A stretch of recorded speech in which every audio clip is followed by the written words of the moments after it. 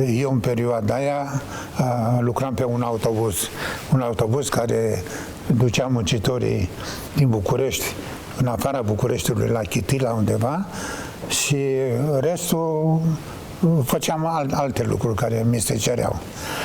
Și în timpul ăla a venit Vasile, cumnatul meu, și zice: Nelu, avem o problemă.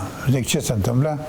Zice: a venit o mașină din Germania cu Biblii și cu alimente și trebuie neapărat să plece în seara asta înapoi.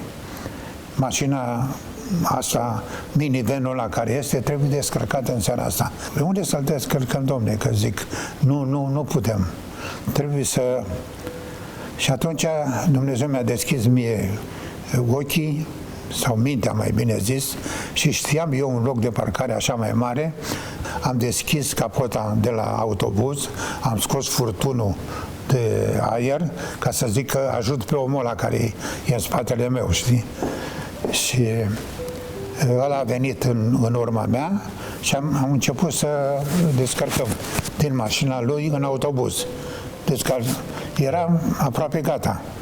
Și în timpul ăsta, cum zice proverbul, colac peste pupoză, vine poliția cu girofarul.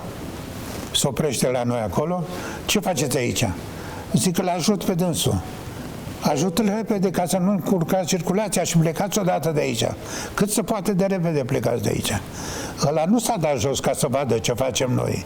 Nu m-a deschis ușa, a pus piciorul jos și a văzut și a plecat înapoi. Și Dumnezeu ne-a ajutat ca să descărcăm un minivan complet și să